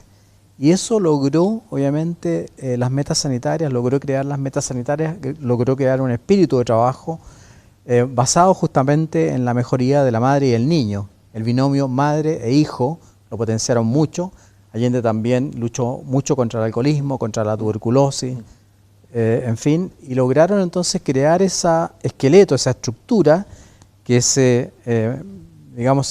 potenció a lo largo de todo Chile, y eso fue lo que mejoró la salud en Chile. O sea, los índices sanitarios que tenemos actualmente, que son muy buenos, excelentes a nivel latinoamericano y también en comparación con otros países del mundo, se debe a ese esfuerzo inicial que todavía se mantiene. Después hubo la reforma en la época del gobierno militar que separó un poco. ¿Y qué le parece a usted esa reforma? Dicen algunos que eso Yo fue creo, una involución, una especie de tratar de privatizarlo todo, y privatizar, entre otras cosas, la salud, produjo un daño, habría producido un daño irreparable a la salud pública chilena. Yo creo que hay que retomar, quizás hay que revisar, y aquí los alcaldes no van a estar todos de acuerdo, en la atención primaria, porque gracias a esa reforma se entregó la atención primaria a los municipios.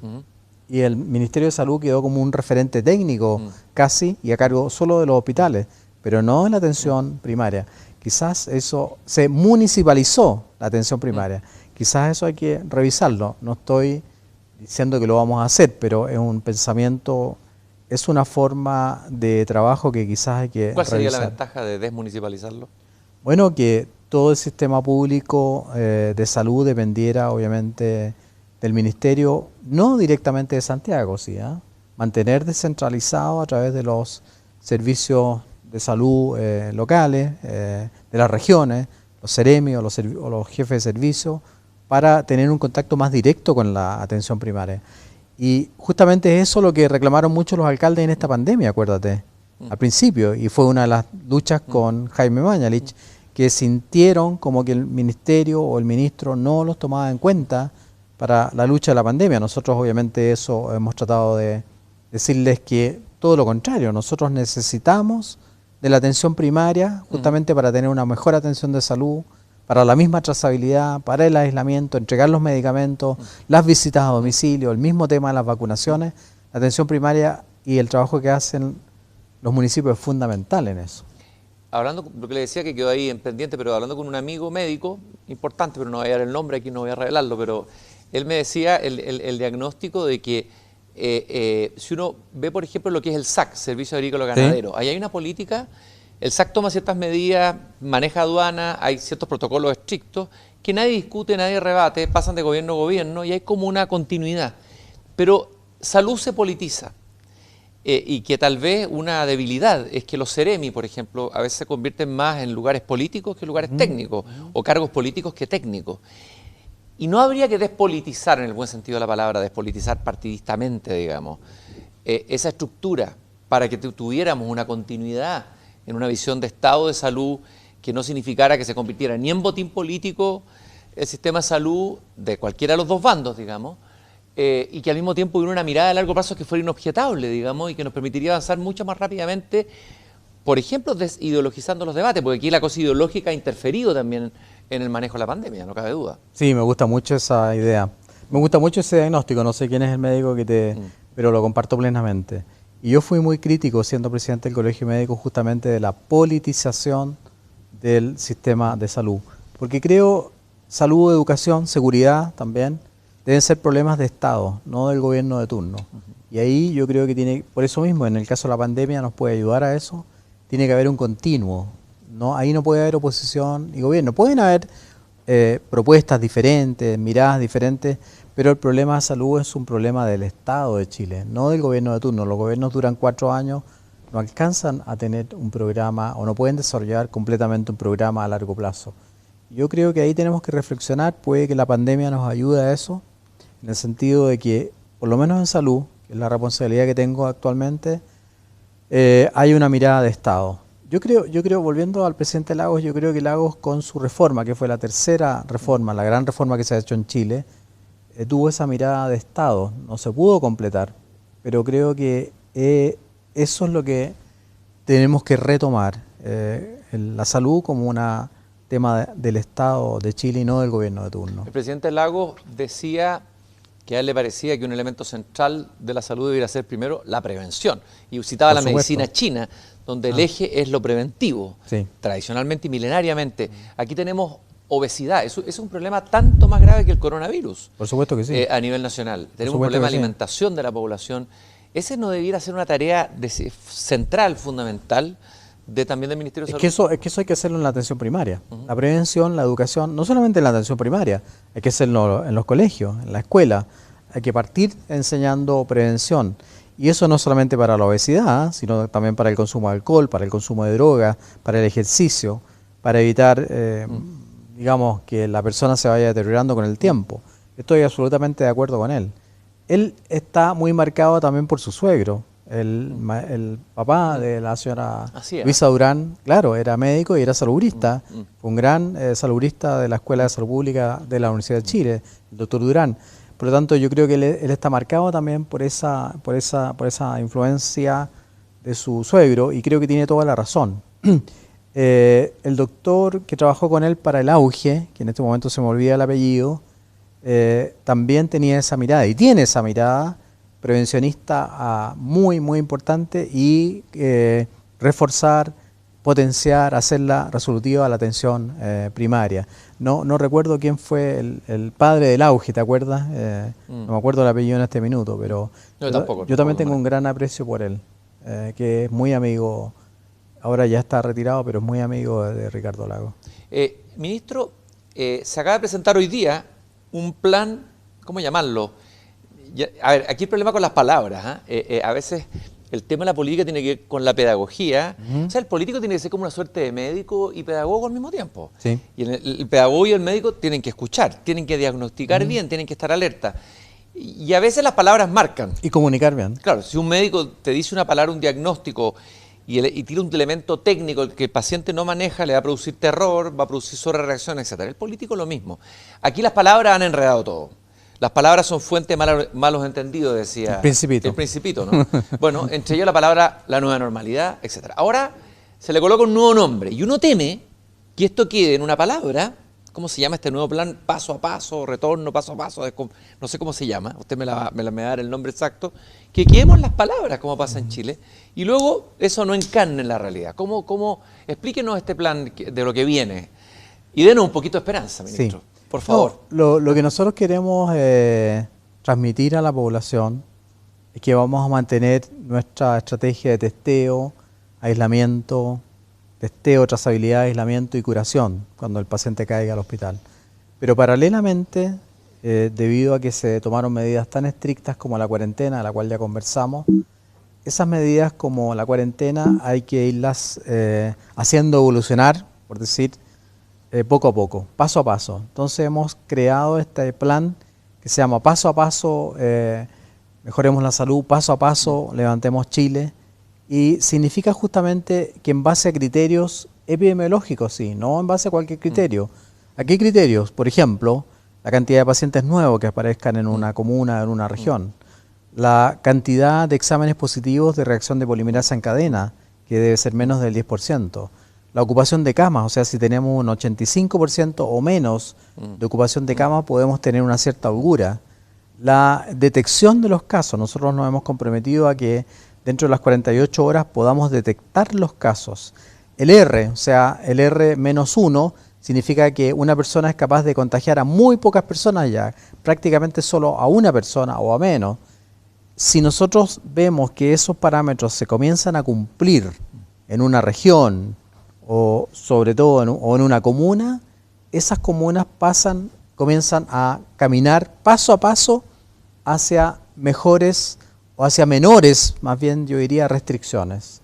Es decir, por ejemplo, que se puedan juntar 10 personas en tu casa durante los días de semana, no durante el fin de semana, porque sabemos que ahí se cumplen menos las normas. Que un adulto mayor de 75 años pueda salir a caminar media hora. Que tú puedas hacer ejercicio hasta con máximo 10 personas en un Ahí han habido inconsistencia colegio. incluso en la cuarentena, porque uno se pregunta, hay un permiso para sacar a pasear un perro, pero no hay un permiso para que un niño pueda salir al aire libre. Y resulta que sabemos que el bicho más bien tiende con la luz, etcétera, es más vulnerable, no el bicho, el virus. El bicho tiene vida, ¿no? ¿Qué error estoy cometiendo ahí? No. Sí. El coronavirus. Y esas inconsistencias son las que de repente saltan, ¿eh? Sí, a mí me hizo mucho peso, sobre todo los de los adultos mayores. Los niños también. Una vez propuse eso. Los niños están sufriendo, ministro. Sí. No, si no estoy de acuerdo. Los que cumplen, digamos, aquellas familias que están cumpliendo, sí. No es fácil. No, se han sufrido mucho. Yo creo que hay que avanzar justamente en esos cambios, en esas posibilidades de cambio. De hecho, en algunos países como en España se dio permiso, en Argentina también, para que los niños salieran a los parques. Bueno, justamente, por ejemplo, estuvimos conversando hoy día de eso, abrir los parques nacionales. Es increíble que los parques nacionales estén cerrados cuando tú puedes salir. Pero eso es un absurdo. Es un espacio enorme. Tenemos geografía. Donde no te vas a encontrar muy cercanamente con nadie. Tenemos geografía, incluso alrededor de Santiago. O sea, hay lugares donde se podría hacer esto. Vamos a avanzar en todo eso con este plan de paso a paso. Recuperemos Chile paso a paso. ¿Qué le parecen las críticas que se han hecho al desconfinamiento en Aysén y en la región de Los Ríos? Sí. Y la crítica del alcalde Sharp también de este plan de retorno. ¿Cómo va? Bueno, yo le voy a comenzar con Sharp. El plan que nosotros presentamos decía, y lo tengo acá, plan paso a paso, un feroz, sujeto a cambios. Nosotros no presentamos el plan, como dijo él, lo lamento, pero es así, por decirlo cocinado, no. Nosotros nos reunimos con los intendentes, con los seremis, con otros ministros. ¿Estuvo él en la reunión? Con los alcaldes. Habían 290. ¿Estaba él en la reunión también? Supongo que sí, porque criticó el plan. Con 290 alcaldes, con los gremios de la salud, no los gremios grandes, sino que con la Confusam, con los gremios de la atención primaria. ¿Para qué? Para darles a conocer el plan y para que nos dieran, nos hicieran sugerencias. Y recibimos sugerencias, sobre todo de los alcaldes, fíjate, muchas sugerencias con respecto a que hay que aterrizarlo más a la realidad comunal. Por ejemplo, nosotros mostrábamos unas veredas enormes donde habían señalética y que eso no existe, nos decían en Recoleta o en Independencia, eso es irreal.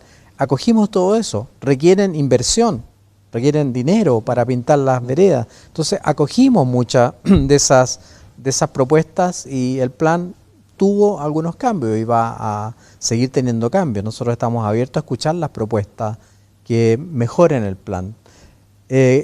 Creo que todo es perfectible, además, todo se puede ir perfeccionando. Las críticas a Aysén y Valdivia, yo las entiendo y las comprendo, pero los alcaldes, por ejemplo, criticaban que por qué no les avisamos con tiempo, y por eso mismo es que ahora actuamos de otra manera, socializamos esto, lo repartimos, lo vamos a entregar, se envió o está en la página web ya también del ministerio para que cualquiera lo pueda revisar. Se envió a los correos electrónicos, o se va a enviar a los correos electrónicos para que cualquiera lo pueda visualizar. Se van a sugerir folletería para que la gente pueda aprender. Es difícil comunicar esto en tiempos de sospecha, es decir, está todo envenenado por la sospecha. Es decir, cualquier cosa que uno diga o haga, usted ahora goza de la luna de miel, de su comienzo de su ministerio, ¿no es cierto? Sí. Tiene buenos porcentajes de aprobación, lo que me alegra mucho, pero es fácil, lo que se escucha siempre es, no, esto tiene que haber una mentira, algo está escondido detrás. ¿Qué le parece a usted? ¿Cuánto dificulta ese estado de ánimo que hay hoy día instalado en el país de sospecha radical? Algunas veces hay sospecha que es válida y que tiene bases reales, porque el gobierno no escuchó, pero otras veces es una sospecha sobregirada. ¿Cómo se enfrenta a eso? Capto ese estado de ánimo y esa sospecha. Tanto es así que me reuní con la mesa social autoconvocada, se llama así, por ejemplo, de Tarapacá, gracias al trabajo que hizo la senadora Proboste, le reconozco. Y claro, tuve que empezar a desmentir o a aclarar todas esas sospechas y todas esas dudas. Me reuní también con la mesa social COVID de Aysén y me reuní además con una agrupación alternativa a la mesa. Y obviamente lo primero que me dijo una señorita ahí, me dijo, esta reunión para mí es muy desagradable. Así me dijo. Yo le dije, ¿por qué me dice eso? Yo estoy aquí para escuchar. Pero me dijo eso. Y después terminamos conversando con toda tranquilidad. O sea, ellos entendieron. Porque cuando no hay diálogo, obviamente que la gente supone cosas que realmente no son reales, que no son verdades. Es que la comunicación se da hoy día, no se da cara a cara como lo estamos teniendo aquí. No. Se da sobre todo en el nuevo espacio público que son las redes sociales. Sí. Y hemos perdido, y cuando una cosa es decirlo anónimamente y otra cosa es decirlo como se lo dijo, incluso tirándole el vaso de plástico, ¿no? Sí. Y después te sientas a conversar y es distinto. Por supuesto. Yo conversé más de una hora, creo que 1 hora y media con la gente de Aysén. ¿Qué tiempo se da, ministro? Sí. Me doy harto tiempo y conversé mucho con ellos y los entendí. ¿Por qué?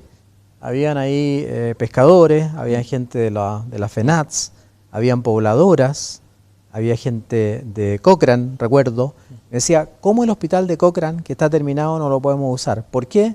Porque los ductos de ventilación quedó mal hecho. Entonces, ¿cómo no los voy a entender? Por supuesto que tengo que comprender esa molestia, pero cuando tú le escuchas y le dices ya, nos vamos a dar un plazo, 4 meses para solucionar ese problema, como que baja la presión. O sea, yo creo que también ha habido esa falta de diálogo, de escuchar a la gente y decirle sí, yo asumo su molestia, asumo su malestar y voy a hacer todo lo posible por tratar de solucionarlo. Con el diputado Alinco también tuve una conversación ahí y al final, digamos, terminamos él invitándome a Aysén, a comernos un asado, en fin. Es muy bonito cuando tú puedes escuchar a la gente, entender lo que ellos sienten, porque a veces son sentimientos, son percepciones que no corresponden a lo que uno sabe, y cuando tú le aclaras las cosas y le das la explicación con cifras incluso, baja la tensión. ¿Usted tiene esperanza, ministro? Es decir, en el escenario que no se encuentre la vacuna pronto o que se demore, tenemos 1 año, 2 años bien difíciles, bien rudos para la vida. Chul Han, el filósofo alemán de origen coreano, decía que vienen años en que se van a perder muchos placeres en la vida, el placer del encuentro, el placer del abrazo, el placer de tomarse un café, el placer de disfrutar, el eros de la vida, por decirlo, lo que moviliza la vida, la hace más amable, porque la vida es dura, sobre todo para los que tienen situaciones más vulnerables.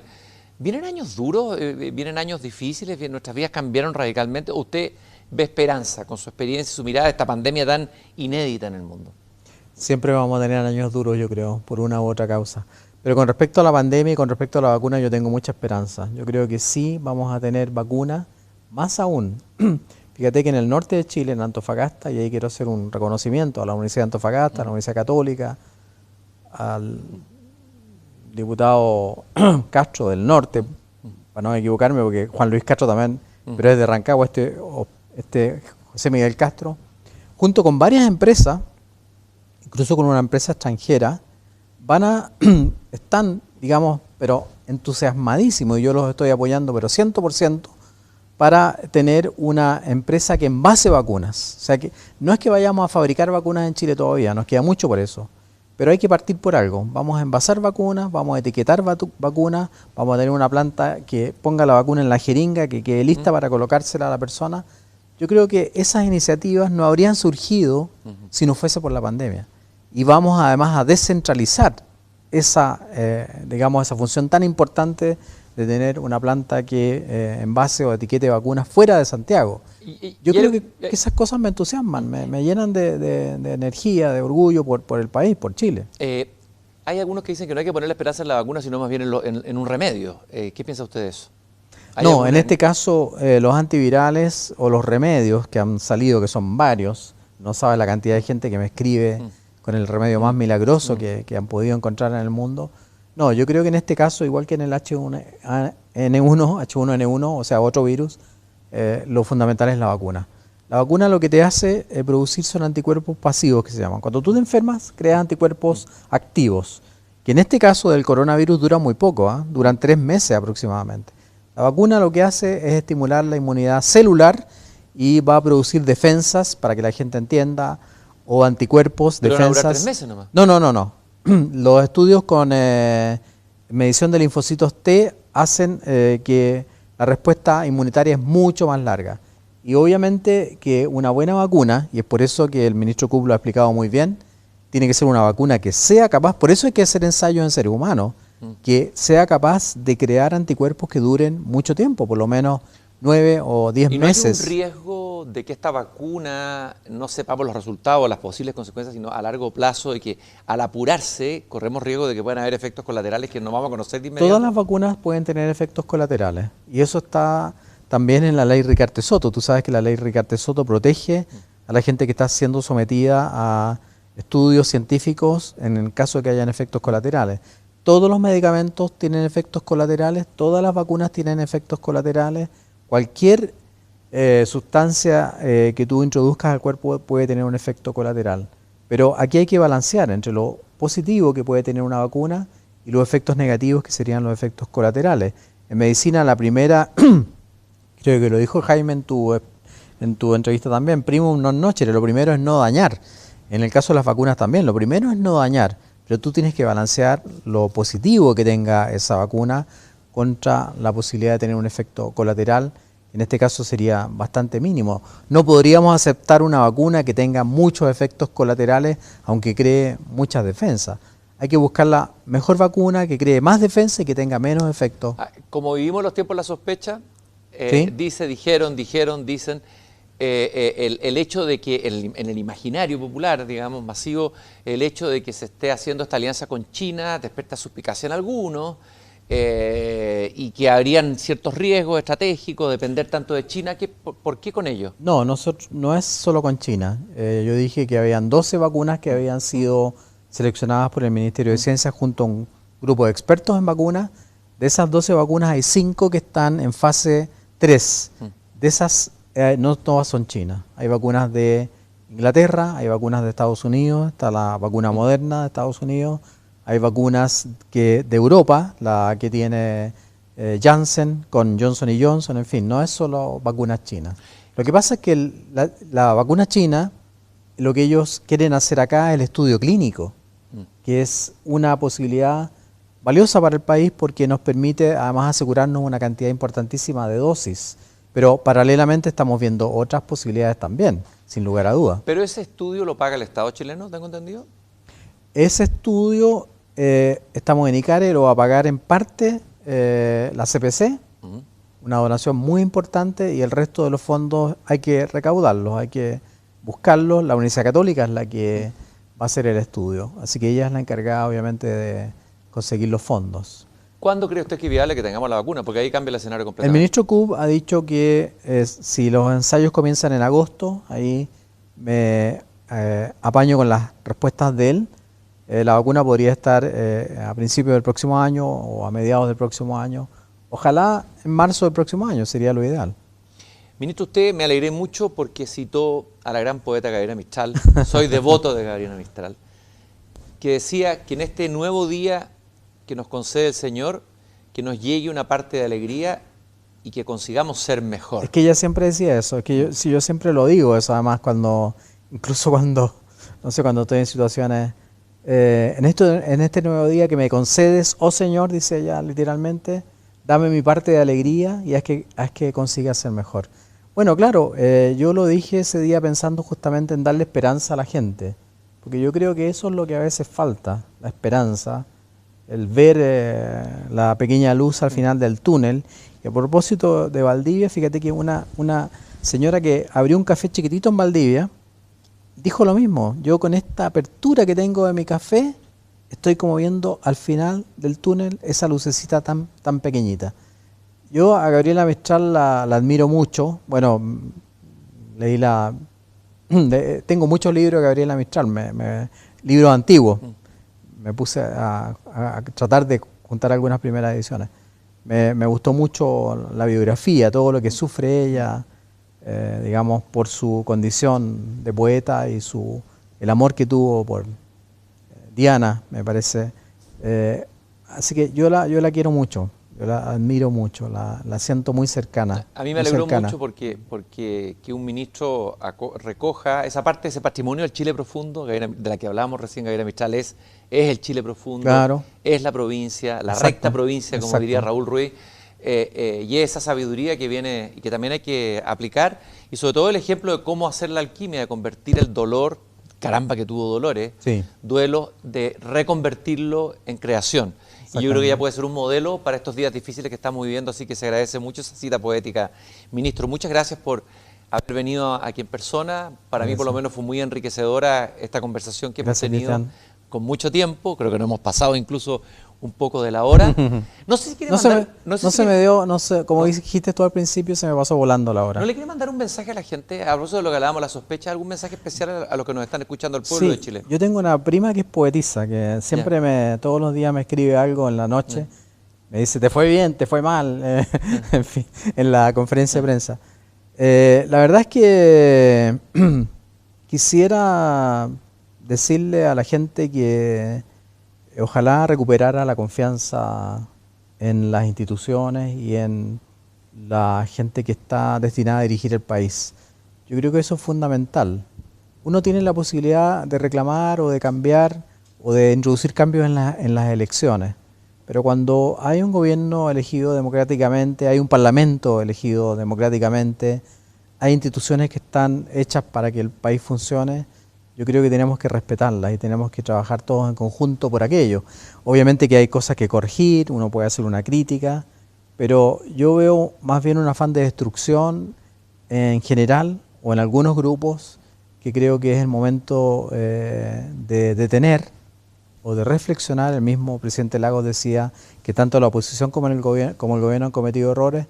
Olvidemos los errores, tratemos de sacar lo mejor del Chile profundo, como dices tú, del alma de Chile, del dolor de Chile también, para lograr salir de esta crisis que nos está azotando y que yo creo que vamos a salir, porque Chile es un país que está, digamos, preparado para salir de las crisis. Chile es un país que celebra, no sé, la masacre, la batalla de la Concepción o el hundimiento de la Esmeralda, que ha tenido terremotos gigantescos, los más grandes del mundo, en fin, y sale adelante. Entonces, ¿cómo no vamos a salir adelante?